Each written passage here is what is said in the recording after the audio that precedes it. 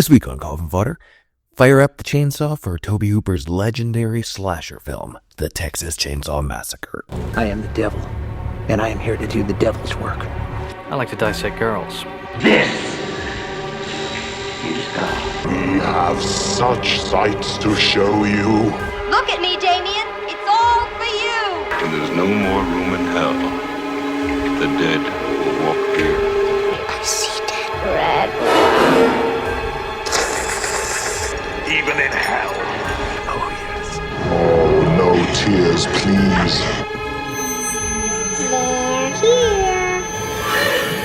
Here's Johnny. Hello and welcome to episode 29 of Coffin Fodder. I am your host, Mike Warby, and I am joined by the weird old man in the attic, Al Nickelborough. That's me! And the dude who loves making those beautiful graveyard corpse arts. That's Mr. Brady Silzer. Or possibly the drunk guy lying in the graveyard warning people, I see a lot that goes on in this town. That's good. No, he says that's more me than it. That was almost your thing. The guy who's lying in the drunk guy lying in the graveyard warning teenage youth. Point thing, he's actually part of the Sawyer family. Not is he? But you don't find that out for a couple of movies. Before we even get into the Texas Chain Saw Massacre, I was doing my Googling around like I generally do about whatever movie we're talking about. Mm-hmm. And the first thing that's sprung into my mind is that poster. Fuck, that's the best, one of the best taglines. One of the best horror taglines in horror history, I think. Yeah, I'll agree with you. Who will survive, and what will be left of them? Oh, nice. Oh, I just read that, and I was like, oh, I forgot that was the tagline. All the WTR movies are like, damn it. Every future horror movie. Well, and again, before we jump into the actual, this is one of those towering. It's a building block of horror. Yeah, this is, as I understand it, this is the second slasher film ever. Really? Yep. The first is Psycho. Damn, man. This is the second, and the third, the one that blew the roof off, was Halloween in 1979. Okay. Also, this was the most realistic of any of the slasher films. For sure. That's somewhere I was going to go to. This is 1974, and this is one of the second slasher films that people got to. This is the second. Psycho was the first slasher movie ever. Pretty fucking scarred. That's why it took 14 years for another slasher movie to happen, because slasher movies didn't exist. Yeah, crazy. And then Halloween comes out in 79, and Halloween blows the fucking doors off, and then there's 20 other holiday-themed or Day of the Year themed horror slashers. You actually brought it up the other episode where they're all, or no, not the last time we hung out. There was a bunch of every slasher movie. So when we on April Fool's Day, Friday the 13th. Is that what's got with Thanksgiving with Eli Roth? Yeah, up and roll.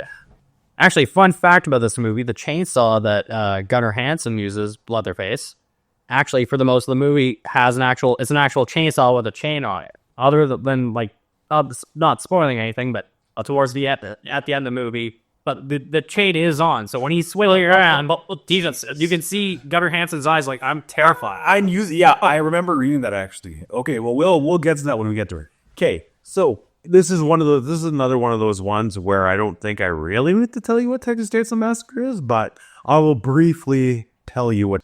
So this is the quintessential first slasher movie. Psycho's a slasher movie, but this is the quintessential slasher for sure, because it's the group of teenagers on the road trip who make the wrong turn, go to the bad place, man, and all the bad shit happens. This is Freddy, this is Jason, this is Halloween. Weaver. There's all of them.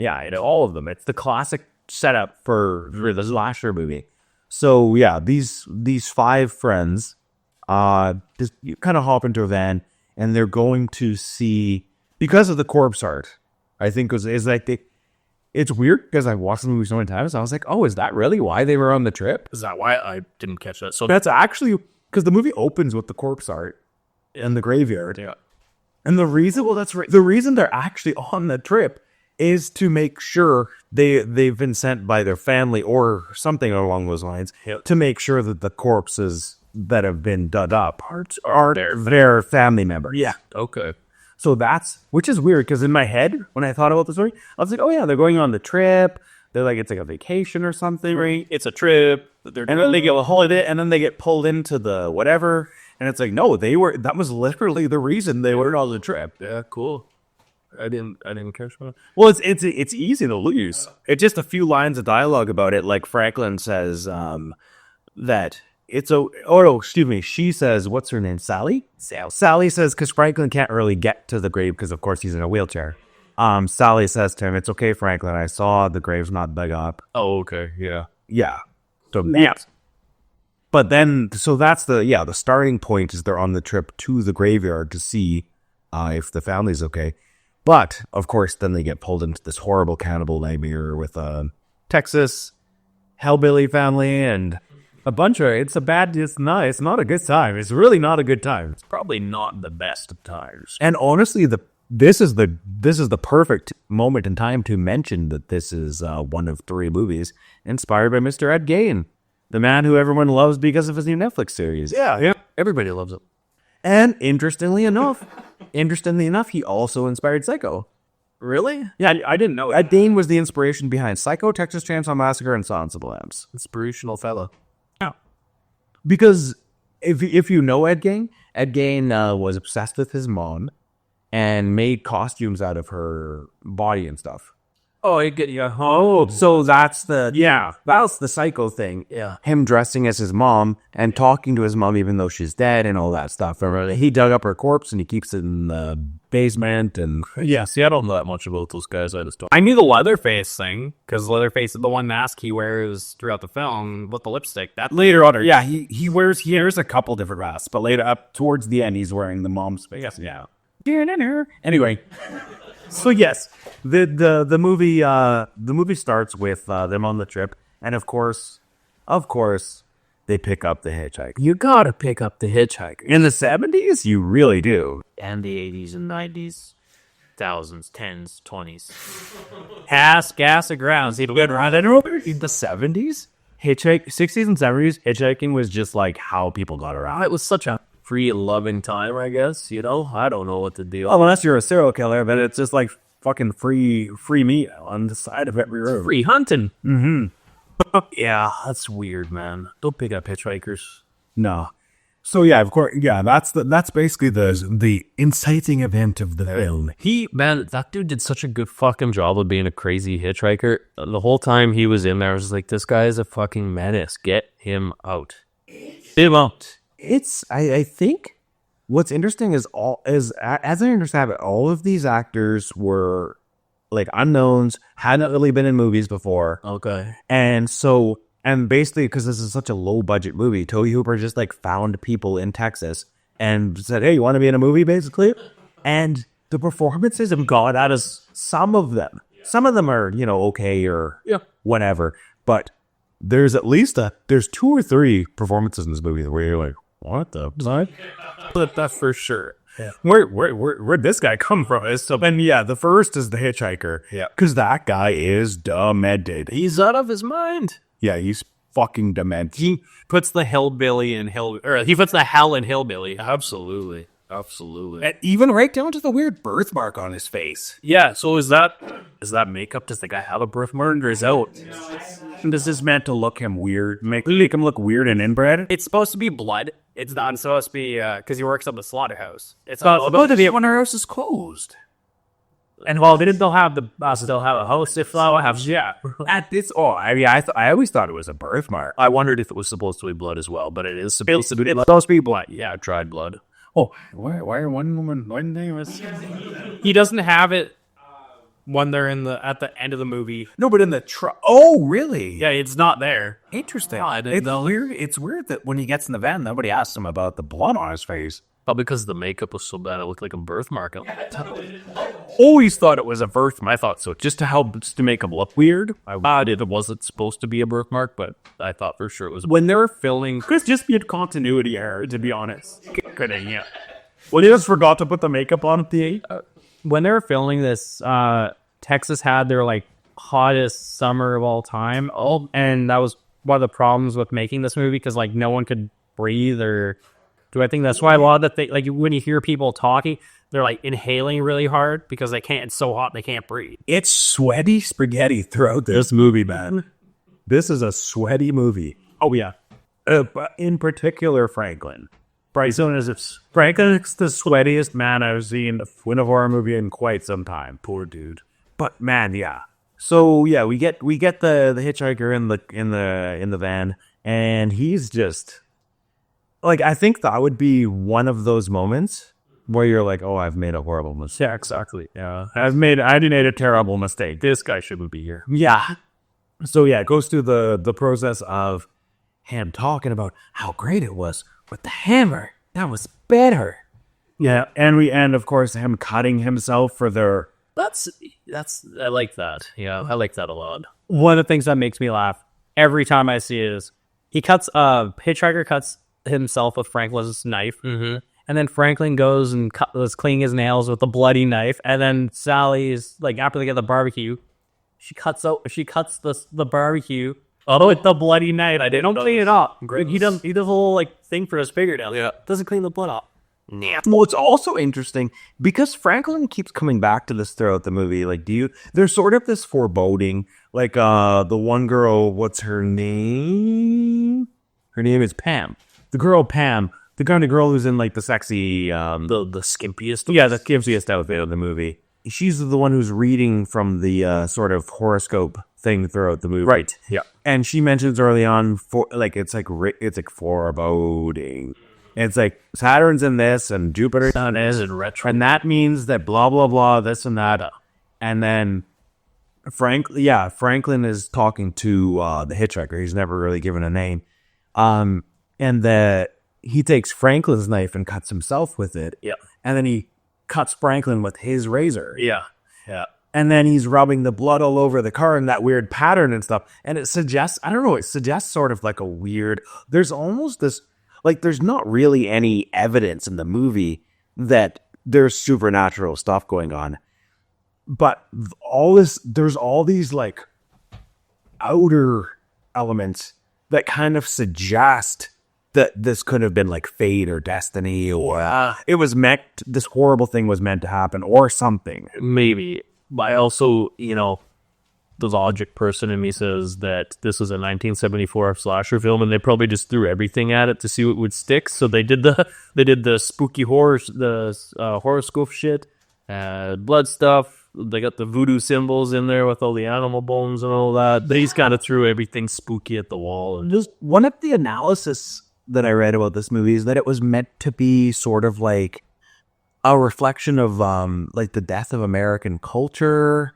Like the end of America's mythology, different things like that. I just thought it was interesting because it was saying how Texas is like the home of the Western for sure. Yeah, and the whole theme of Westerns is where cowboys came from is the end of the Civil War. It was all the soldiers from the South who lost. No. And were disenchanted and didn't know what the fuck to do with themselves, so they all went to the frontier. Mm-hmm. And that's where cowboys in the West came from. Yeah.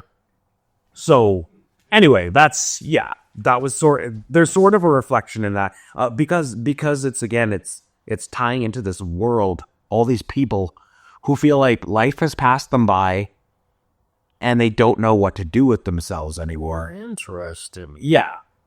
So I didn't. Okay, cool, man.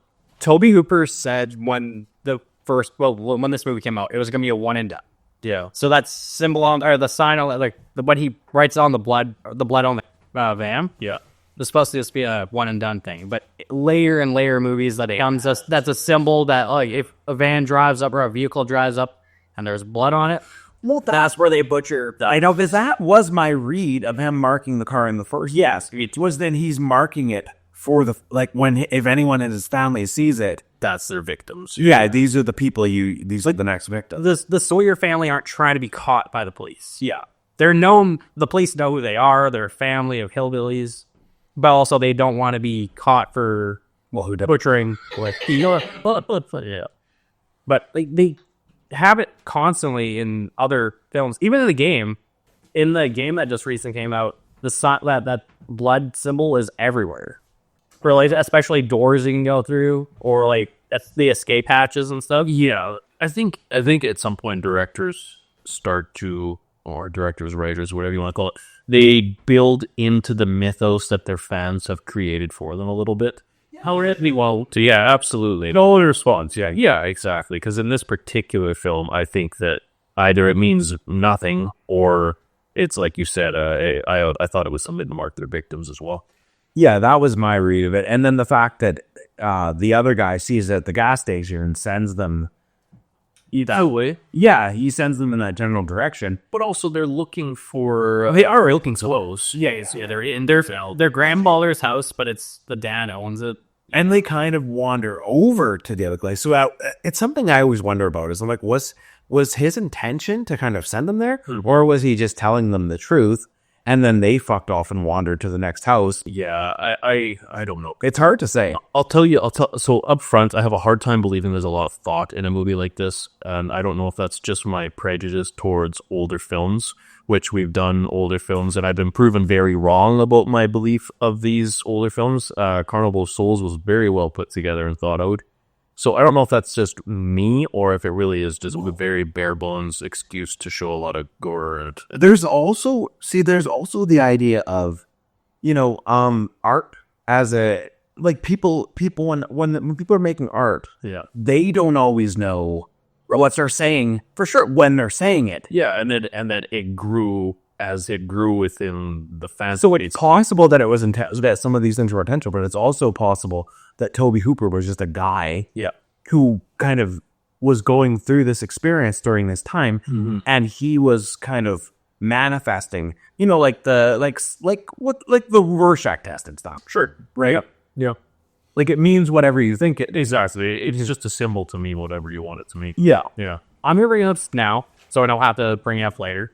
Tobe Hooper was a maniac. He'd carry a loaded gun with him during the set. If someone was falling asleep, he'd fire it off in the air. That sounds like Sam Peckinpah.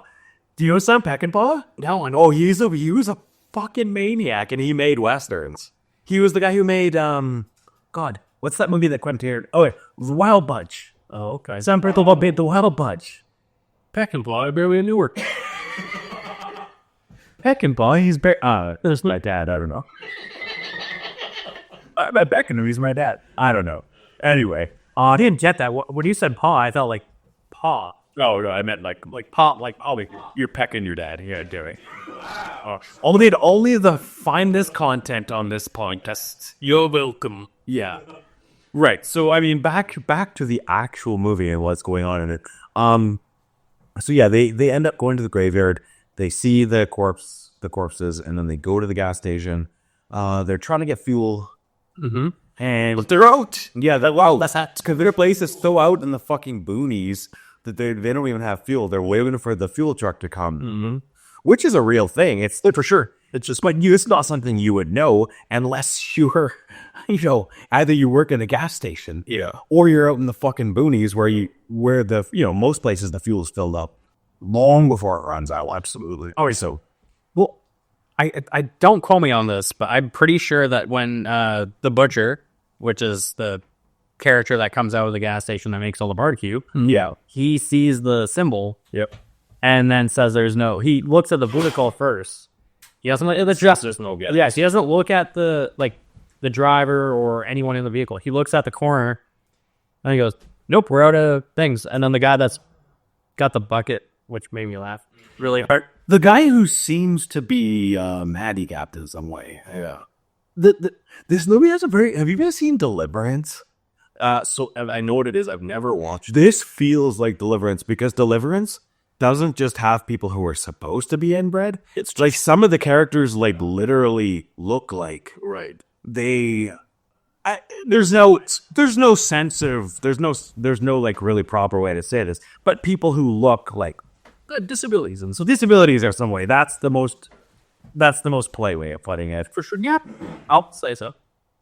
But yeah, and that guy in particular, the guy with the bucket who comes out and is washing, he looks like he's I don't know, he looks like he's at Chuck E. Cheese for all. Like he looks like he's in a different reality. Yeah, for sure. They really probably gave him some money and said, just grab the bucket and do what you. Hey, weirdo, clean windshield. Yeah, well, like you said, they were just picking people out of the fucking bayou, so who do we ask? Well, the kid, it's particularly if you watch Deliverance, the kid who plays the banjo at the meeting, that kid in particular looks like they picked him because he's weird looking and stuff. Yes. That kind of thing. Yeah, but anyway, we're not talking about Deliverance. Yeah, we just judge people based on how they look. I didn't know Charles Silways. All like you. Where's that? You thought that the real horror of this podcast is our personalities and our values. Yeah, it's us. We're the real horror. So the implication at the gas station is that already they're being fed cannibal meat, right? Yeah, 100%. Yeah. And I think that's only reinforced further into the film. Or is it? Because later on, I think it's Sally sees the meat he's prepared at the house, and she thinks back to the gas station, and is like, oh, this is the same meat. Even more so, there is a scene later on where she's in the gas station again, right, and waiting with old Pa. Oh, that's what it is. She spies. That's exactly it. Because she runs away and she ends up in the gas station. She thinks she's safe, but of course she's in on it. Yeah, and she's like, that meat looks an awful lot like human meat. Yeah. Actually, speaking of Hellraiser, this is also a movie where a lot of the fans gave the titles of the characters, their names, like the Butcher. Even the Hitchhiker calls him, all you're good for is you're a butcher. You don't kill people, you don't do anything, you don't help out other than cooking the meat. The other Basins doesn't have his own name. People gave him that name. That is right, yeah. And I think that's a really interesting character moment. We get to that later where he's like, it's interesting that he is so cool with cooking human meat and making stuff out of it, but he's like, I don't like killing. I don't take no pleasure in it.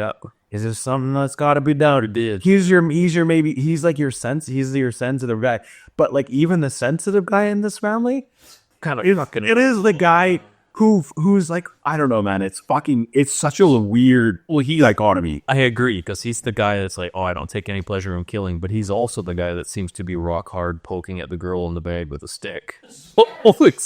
Also, it's not to jump forward too much. Yeah. But when they're in the gas station and he's beating her with a broom and the broom breaks, he keeps the like the broken broom with you. Yeah. But that's the perfect jumping off point for one of the things that we kind of touched upon earlier, but we have to just talk about it. What seems to be the unintentional humor in this movie. Yeah, and it's hard. It's slapsticky, but intentional is. It's hard to tell. It's hard to tell because this is the 70s, so it's hard to say. But it's the way. Why did Franklin roll down the hill? Hey, Jesus Christ! It's like nobody gets up. Nobody gets up in the morning. We all have to just be honest. Nobody gets up in the morning and is like, today's the day I'm going to laugh at a handicapped man rolling down the hill. Correct. But come on. I burst out laughing. How can you not? I thought about how we would bring it up, doing having this conversation. I was like, I bet you the guys laughed too. Because sitting there, he's pissing into like a fucking coffee can and just rolls down the fucking hill. And then somebody comes by and pulls the airworm of Yosemite, and the percussive force of the rolling down the hill. Yeah. And they don't show it. Yeah. But I like to think that he also spilled the piss all over the softness. I thought about that too. And it's like he's a big boy and he's just tumbling and tumbling and tumbling and keeps. And his clothes are all ripped and he's all bruised up, and it's just like, good lord. Like, was that supposed to make us feel sorry for him? Because it was kind of just hilarious. Yeah, and then all his friends are just like, no one moves a fucking muscle. They don't give him a shit. Good lord. Later on the film, when they're at the Franklin's grandfather's house or dad's house. They say it's his grandfather's house, but dad owns it. Yeah. He keeps talking about a little swimming area, like in a creek. The swimming pool or whatever. Yeah. Or the swimming hole. Swimming hole, yes, the swimming hole. Sorry, we're from Virginia. There's swimming holes. Now there's a few. I've been in a swimming hole or 3. Met a couple swimming holes. Yeah. Anyway, go on. And he's like sad because he can't. Yeah, swim in it. No, Sal and not Pam and would that be Jerry? Yeah, I think it's Jerry. Yeah. They're in there. There's no water. Like, how did Franklin get down here? Did someone carry him down his kid? So Yeah. that made me laugh. I think more than Again, this is a tough movie to read because it's from a very different time. This is like a 50-year-old movie. Not only is it from a different time, but it's a low budget movie in that time. So it's already It's just interesting that they. I was gonna say it's nice for inclusion's sake that they included a handicapped guy, but I don't think that was the purpose. well, and he's the way he's depicted is not very flattering. No. he's not even actually handicapped. The actor can walk. Well, naturally, but like it just his character. I mean, there are times where you are meant to feel sorry for him. We're certainly, Yeah. but he often feels like the butt of the joke. closest. We're made to laugh at him. So I think that's just a reflection of the time. I think so. The unintentional humor in the movie. We were talking about the broom thing. Him hitting her with the broom. What is this supposed to be funny? I can't tell if this is supposed to be funny or not because I'm laughing at it. That he's because he always is not hitting her with the handle. No, well, He's hitting her with the straw. yeah, and like it breaks, and he just keeps poking at her. But it's just so strange. It is weird. Yeah. It gives that. It's part of what gives this movie that growing. It's almost like David Lynch, like dreamlike, because it just keeps getting weirder and weirder and weirder. Well, that might be part of why it gains such a cult status, amongst other reasons as well, is that it's hard to get a bearing on what the fuck is trying to do. And weird. Yeah, it's just off. And I can't imagine what it was like to see this in 1974. I don't know. People were probably so fucking high in 1974, it didn't matter. My mom saw this in theaters, and she said like people were freaking out in their cars at the old drive-in. What the hell? Their soda pops. And Well, who wouldn't have been? Like, to this day, this movie is very unsettling. And you've seen a lot of stuff since 1974. oh, yeah, we've seen way more stuff. The chase scenes by the end are enough to, like, they'd stand the test of time by a long shot. Yeah. The final made me laugh because it was just so weird. Okay, so like early on we have the hitchhiker, and he's doing when they kick him out of the van and he's chasing after them. He's doing that. And then Franklin's doing it. Yeah. And I'm like, was this just a thing that adults did? I don't know. I didn't get it. Yeah, I feel like I missed every single time Yeah. I watch this movie. I like, why are like you because It's done like it's a thing? well, you could compare like at least for the hitchhiker, you could make the assumption that he's like stunted. Well, Franklin's just copying the hitchhiker, like he's mimicking the hitchhiker. Well, no, but when he's doing it, he's mocking his sister and your boyfriend upstairs. Oh yeah, because he can hear them giggle like he's. Yeah, so that's what I'm like he's not imitating the hitchhiker. Guys, He's is that a thing? I don't know. yeah, that's what I mean. Like, because we like, let's be real. We all grew up in the 90s. Yeah. We Brady, did you grow up in the 90s? I was born in the 90s, grew up in the 2000s. Oh, whatever. 2 out of the 3 of us grew up in the 90s. Grandma grew up in the 4000s, like the piece of shit he is. Oh, you. Yeah, that's why my movie picks are so bad. They're not. I just give you a hard time. No, this is, I mean, yeah, banner pick, bro. But yeah, the thing, I don't know what that is meant to be, and like I can't travel back to the 70s and see if grown adults were going maybe, and I'm just like, especially like when the hitchhiker does it, he does it a couple times. Movie goes on. Yeah. But then it comes back and Franklin does it. Franklin does it, and he does it over and over. Does he even do it right over, or is it just that one? Well, but he does it like that's what I mean. He does it like 10 times. Yeah, he does it a lot. Back to back to back to back. It was really weird and out of place, and so that's where like I thought he was just mimicking the hitchhiker. Otherwise, Well, that would make more sense. Yeah. But he's making fun of his sister and the dude upstairs. Yeah. And then he just starts doing it. It's so yeah. Again, it makes it hard to take Franklin serious as a character because it's just like when you're watching a movie and you're supposed to be like relating to this character because they keep recurring this issue throughout the movie, this issue of him feeling left out, which of course you would. A person, he's in a wheelchair. All of it, everybody else he's with is not. They can go and do whatever they want all the time, and he always feels left out. And of course he would. But it's hard to reconcile that with how silly they make him. But they also use him as the straight guy in the film. And I don't mean sexually. I mean, he's the guy that's got his head on right. He's the guy that says, oh, this hitchhiker was a bad idea. He's the guy that says, no, we should wait here at the van towards the end of the movie. He's the one that didn't want to go looking for his friends because he's a coward, but also he's the one that seems to... To a certain extent, but he's also the one who embraces the hitchhiker as soon as he is it. Yeah, you're right. I think he's trying to do the thing where it's like, I'm afraid of this person, I'm going to befriend them so they don't... No, he's excited. He's excited. He's shown to be a bit of a weirdo. He's excited to talk to him. We're probably reading too much. We're probably, character analysis. I don't know. It just, if it wasn't so strange, you wouldn't have these questions. No, it does. Did you watch Halloween, for instance? Like we just mentioned, another slasher, the big slasher that came out right after this. And there's all the characters, with the exception of Michael Myers, obviously, are very normal characters who are behaving exactly how you would expect in the situation. But it's the thing with Franklin is he just feels so, I don't know. It was just something really weird about him. I mean, Brady saying that the director's a bit of a fucking kook maybe adds to some of that. That would make sense. Yeah. And of course, the fact that, like we mentioned, he kind of just pulled these people out of nowhere. And maybe he was letting them ad-lib. I don't know. Who fucking knows? He wrote the script with some lady named Kim something or other. Toby Hooper and Kim, and some girl named Kim Mickey. I imagine she's a professional who helped them kind of clean it up. That would be my guess. That'd be nice.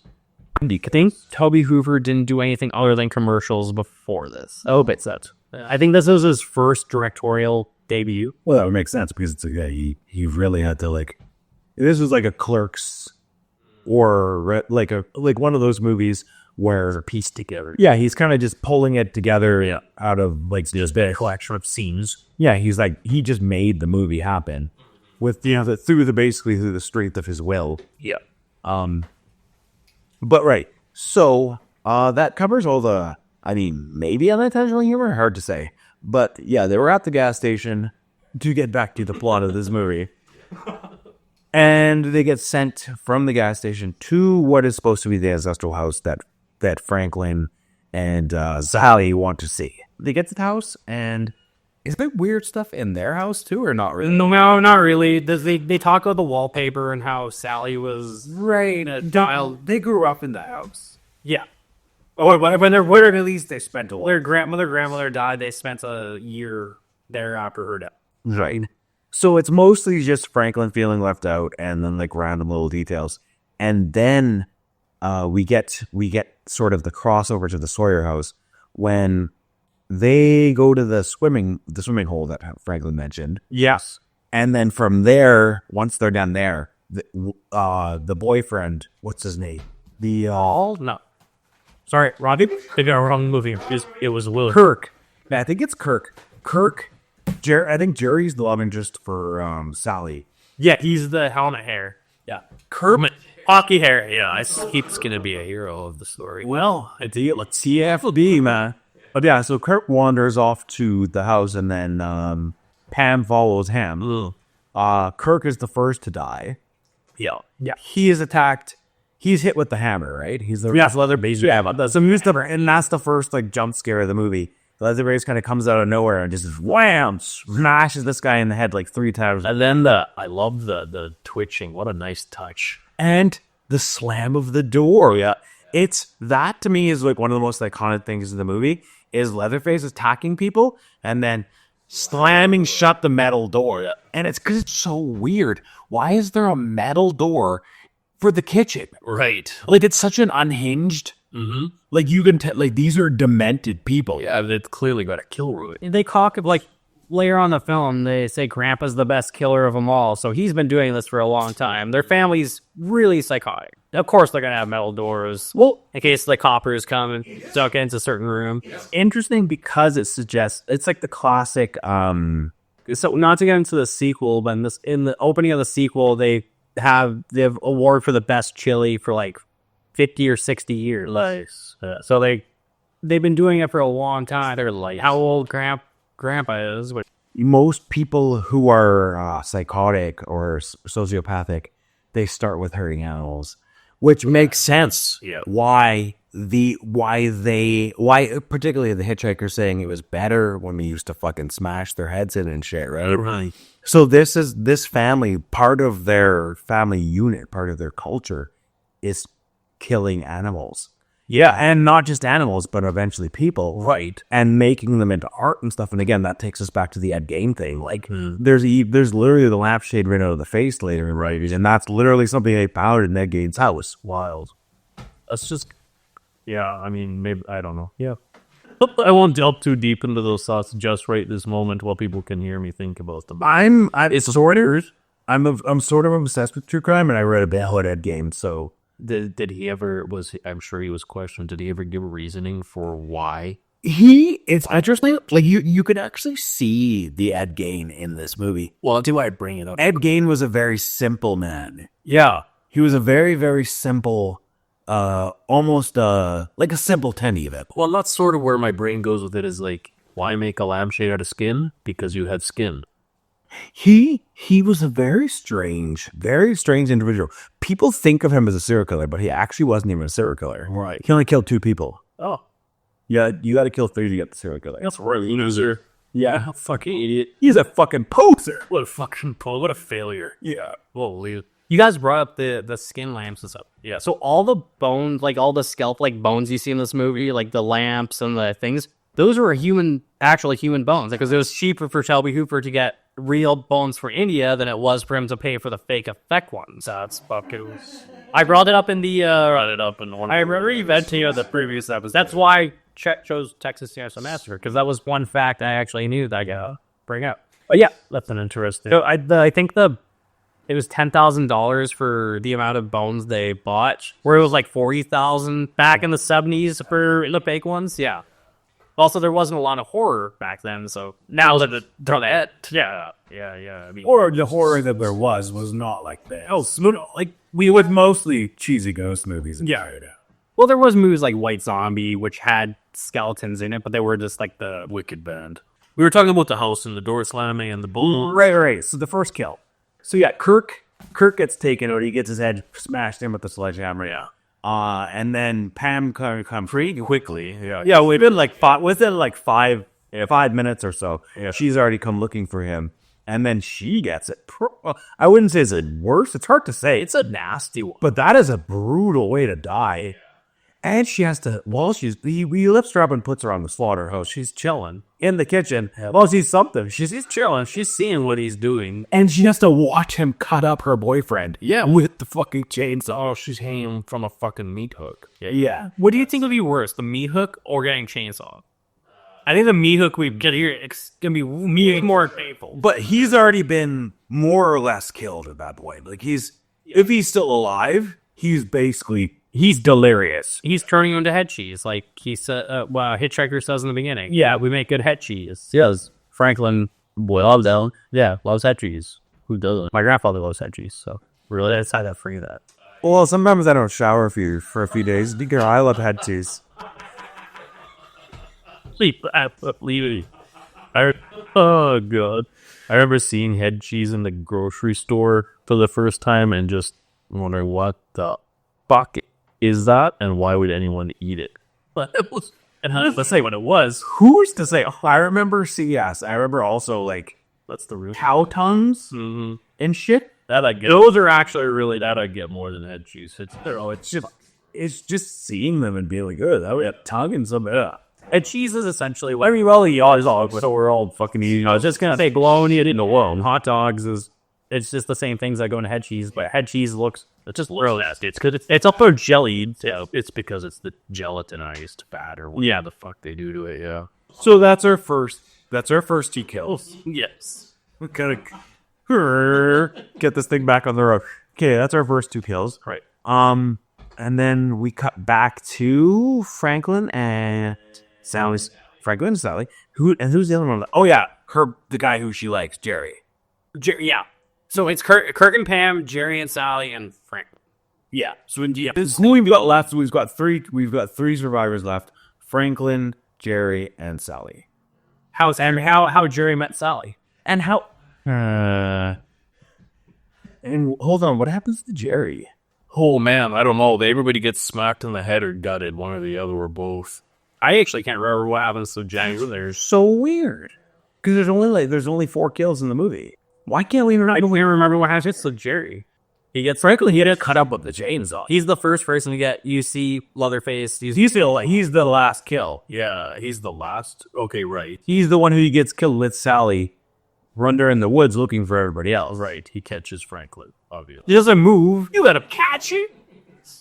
Also, you can see Gunnar Hansen just like hesitating, like, do I go straight to the chair? Do I go over the head? And I think that works though. Because it makes like Leatherface is like It's a simple character. part of what makes him so interesting is that he's like, you're wondering like, what is his psychology? Mm-hmm. And so with the sort of like weird childlike way that he's kind of just like twisting it around and like he stabs it in and then he's cutting again. Yeah. He's playing around for how the fuck do I kill his guy in wheelchair? It makes it seem like he's not even concerned about the fact that like the way to kill him. No. He's just like, he's like a child. Yeah. Playing with the toy. Yeah, absolutely. Except his toys happen to be human beings, so, you know, what a good time for them, huh?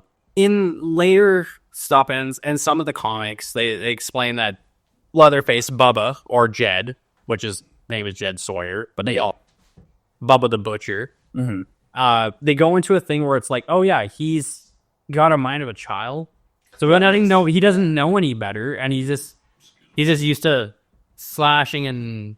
I think, again, that's an extrapolation. It's sort of what you mentioned before, like the extrapolation of, like, in the first movie, this is just, like, how they made the character. But later on, they're going to, like, add all these sort of elements to it to, like, sort of flesh it out. What I always think of when I see Leatherface is, do your thing, cuz. That has to be one of the worst lines in horror film history. I cannot believe that movie exists. Oh, God. For those who are unaware, there is Texas Chain Saw Massacre 3D and Alexander Daddario, which, Right. She gets a pass. yeah. She's the only good part of that movie. Well, like, what? Are you serious? Do your thing. Oh my God, what a piece of shit. Don't worry, we won't get to that episode. Yeah, people hate on the prequel called Leatherface, which kind of fleshed out a little bit more of the story, but people already knew this, like the backstory after the 70s, because they kind of do it in other movies. Right. But like, that movie made me mad. Well, I'll tell you what, that's got the same problem as every other movie that tries to, like, explain why the bad guy is the bad. Noble Rising, you don't need it. Halloween 2007. All these movies are doing the same thing that fucking sucks because the whole point of these characters is they're terrifying because you don't know how they became like this.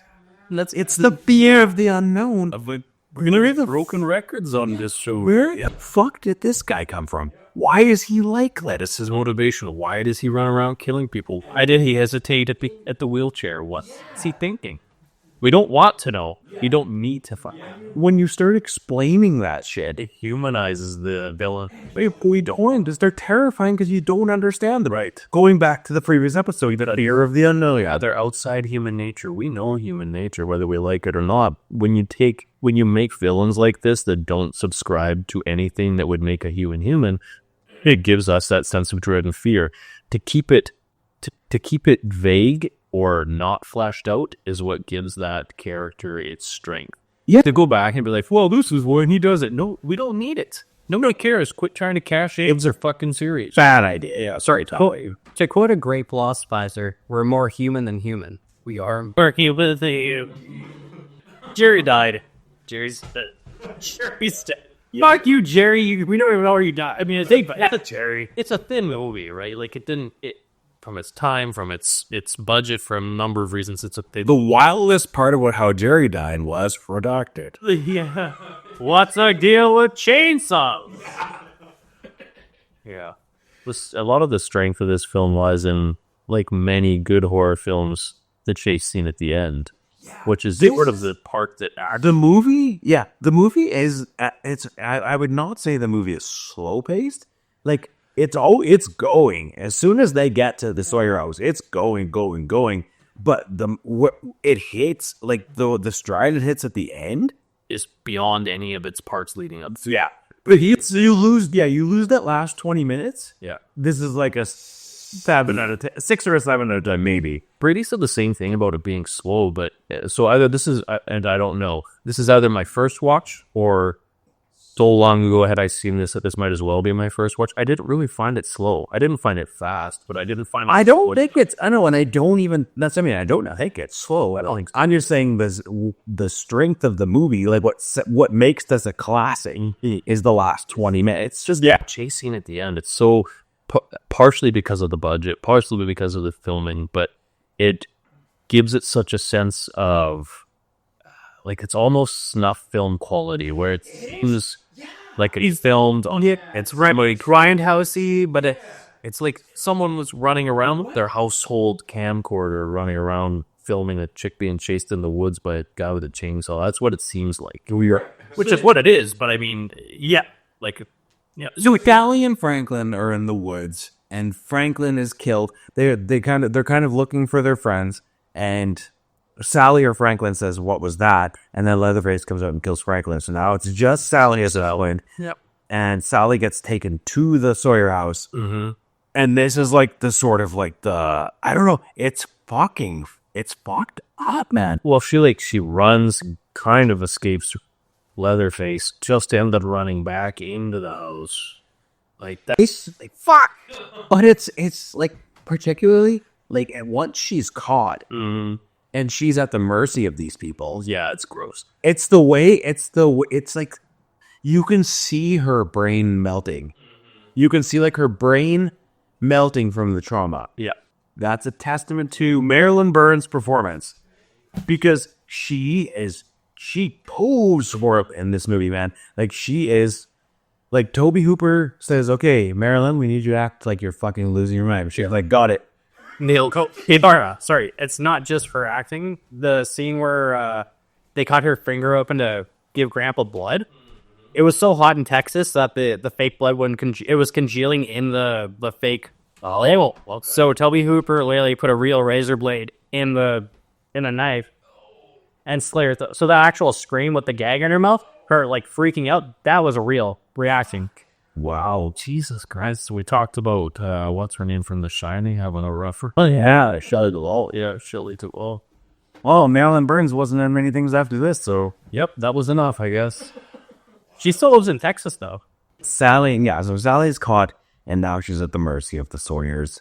And they are going to just have a good old time with her tonight. Yeah, they're going to dice her up. They don't allude to anything else, which is nice. At least I don't think they do. No, there's no suggested sexual violence. They're not the bad hillbillies. They're the murderous, the easy hillbilly. Yeah, just cannibal hillbilly. Yeah, so yeah, not good with that. I mean, cannibals are okay. Rapists, not okay. No, we draw the line somewhere. We're fine with cannibals and murder. I want to sure this says make cannibalism great again.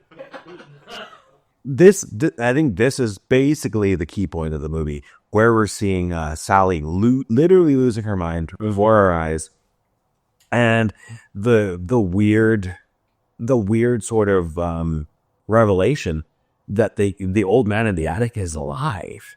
Yeah, and he looks like He literally looks like a living corpse. Yeah, it looks like a corpse that they kept in the attic. It's both surprisingly good and surprisingly bad makeup. You know, it reminds me of What?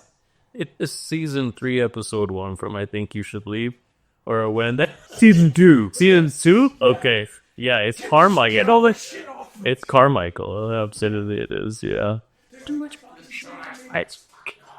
Anyway, yeah, the makeup is both good and bad. I thought, one, it looks like a really cheap bunch of shit, but also like it conveyed the impossibly old figure. Yeah, it's like the sort of surreal, what they call like the uncanny valley or absolute surreal. It's like the effects are so cheap and weird that they make it creepy and all. It almost makes him look older and more frail and fucked up. Yeah, absolutely. Somehow it worked. It did. It worked on me anyway. Gunnar Hansen, who plays Leatherface, came out and said that Grandpa, who doesn't really have a name, what would they feed him blood so he stays young? Okay, yeah, That's why his skin don't work. That's why his skin looks like leather. yeah.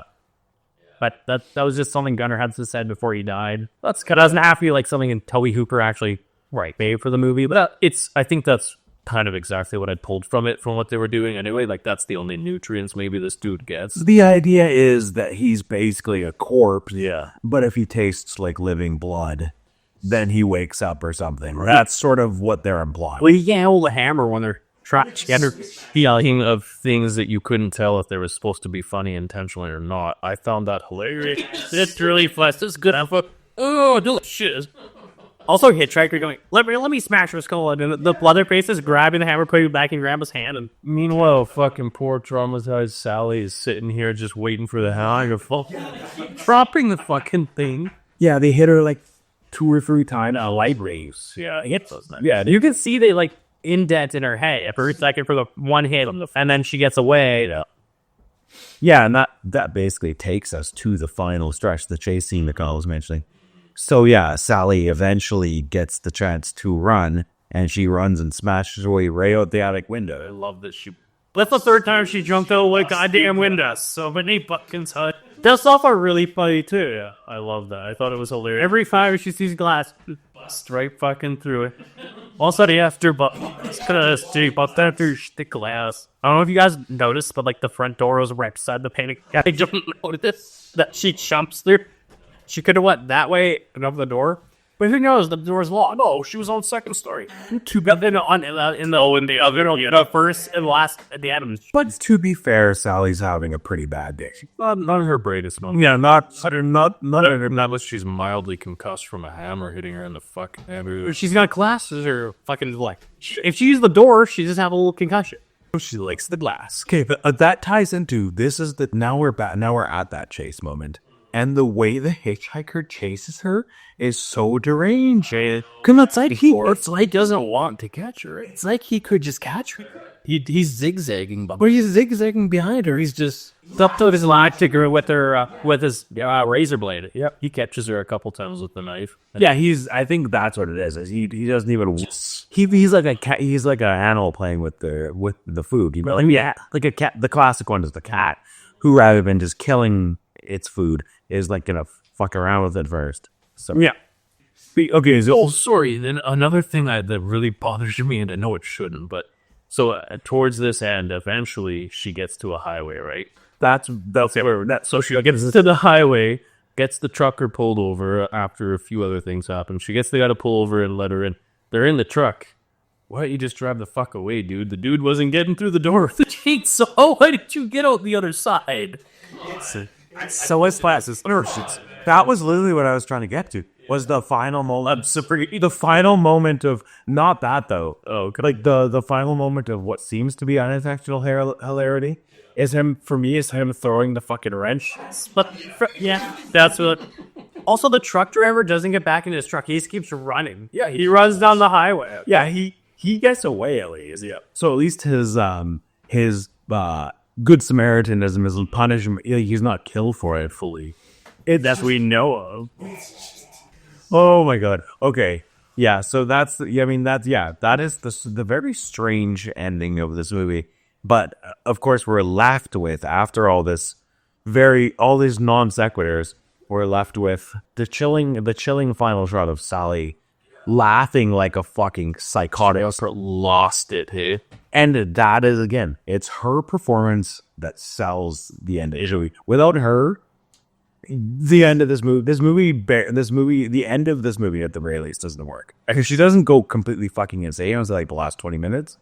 But without her performance selling that, this movie doesn't work. Without her performance in a few spots, I think this movie would be much weaker. Yeah, definitely. Because you have to, like, that's the point of this movie in the end, is that even if you survive, it's the tagline. Yeah. You will survive and what will be left of them. She survived, right? But what's left of her?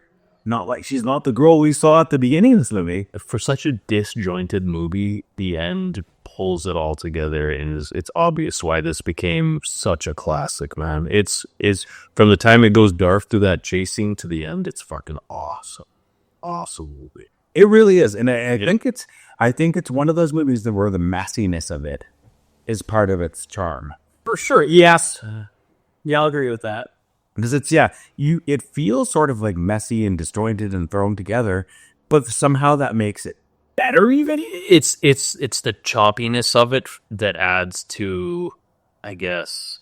I think it just feels like you don't know what's going. That's what I'm trying But yeah, it feels like it's disjointed and psychotic in its filming and its editing that it sort of already. It feels like a body that was put together with 6 different arts from 7 people or something. Yeah, Absolutely, it does. People take dolls apart and you stick them back together with David. You at the beginning of the movie. Oh well, Yeah, the art, like the body art. Oh yeah, And they stick pieces together. Yeah. I never even thought about that until you said that. a movie that certainly a lot of people will tell you today that this is not a movie that's worth your time. It's too tame. It's whatever. There's a lot of people who will tell you. there's a lot of people that are wrong. Oh yeah, there's a lot of stupid motherfuckers out there. But there's a lot of people who will tell you, and I used to be one of them to my great shame, that the remake with Jessica Biel is the better movie. And it is not. No, not the better movie. I don't. It's not, and it's not a bad movie. No, I like it. I like it too. Yeah. It's the more digestible version of this story, but it's more. Nobody needs horror to be digestible. Yeah, this is like what that movie did, and as we said, it's a pretty good movie. It's just the problem with it is it's too clean, it's too polished, it's way too. What makes this movie work and makes it so terrifying and so fucked up is that everything just feels so visceral. It looks like a fucking snuff film all the way through. That's it. Yeah, I never thought of it that way, but yeah, you mentioned that earlier, and I think that's what disaster is. It looks. It's the grittiness. It looks real. Yeah, that's what it is. Yeah. Sorry, to go back to Barbarian, when Justin Long is in the basement, he sees all the tapes. That movie could be in one of those spots, like those Totally. And even to further that, so I mean, these days we're watching everything online or whatever streaming services. I feel like this movie would be even stronger on like a 1970s VHS, whatever it came on. I can't remember. Jury and Knapsack seeing this in the theater. Yeah, on 9mm, because this would have been 9mm at that time. Or I don't know, but I can't imagine. I can't imagine Not in high def, not in the graininess.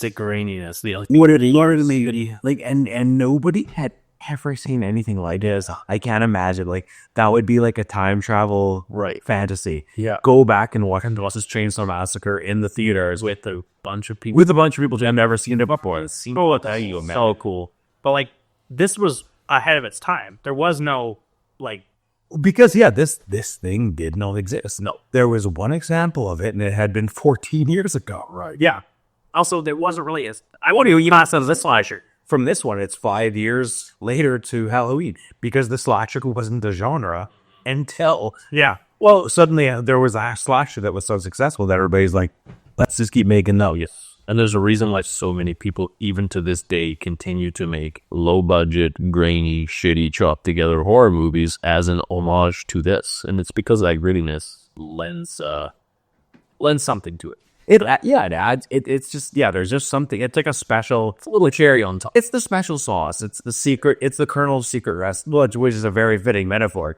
The Colonel's secret recipe. That's really, it's your 13 spices. It's your whipped cream on top. Yeah, there's just something about it. Yeah. And while we're on this subject, oh shit, let's go to Mr. Coleman, bro. I don't know that I have a meal. It was a good meal. Yeah, so you had barbecue, was it? Yeah. I treat this as if it was my first watch. It definitely stands the test of time. It was damn good. I really enjoyed watching it for what that's worth. 51 years later, and it's still unbelievable. Yes, not even. No part of me would say it wasn't worth watching. I think it's as much a staple of horror as many of the other movies are. If you haven't watched it, you probably should. Just to see it, just to know where some of these things came from. It's one of those hallmarks. Like if you're a horror fan, this is one you just have to see. It's like a heritage moment captured on film. Yeah, you gotta watch. A unique reference. Like you gotta see. Like there's just certain horror movies that it's like the greats. We've said that about a few already, I think. And this one's up there. Yep. It's on the list of must-sees. You got to do it, man. If you're a horror fan, like a true horror fan, you gotta trace your legacy, man. Eventually, you got to get this because, like, that's a great way to say it. Trace the legacy because it has spawned so much in its wake that it's worth going back to understand where so many movies came from. I'm gonna leave Brady for last because this is Brady's pick. Yeah, fuck that guy. Yeah, fuck that guy. He sucks. Anyway, great. Sorry, I was imagining murdering you in an attic. See, Do you have an attic here? no, I don't, unfortunately. Yeah, I basically was just saying this is a movie that I think, even if you think old horror movies are cheesy, even if you think you've seen it all, at the very least, this movie has historical value. Yes. It's like it's at the same reason you'd read about the Cold War. Even beyond just the horror genre, I think that's a good way to say it. This is just a legacy moment. If you are into this shit, which why the fuck are you here if you're not? Right. You have to see this movie. You have to see it at least once. Yeah. Preferably 2 to 3 times. Because the first time I watched it, I didn't get why it was. Because you've seen so many things since then. Yeah, that whole trickle down from this. It's true, and that's my problem with a lot of older movies is that I've seen everything that's come from them. Yeah. But it's still worth seeing the OG. And you got, yeah, it is a movie that it took me a few watches. I kept coming back to it. Same with the original Halloween.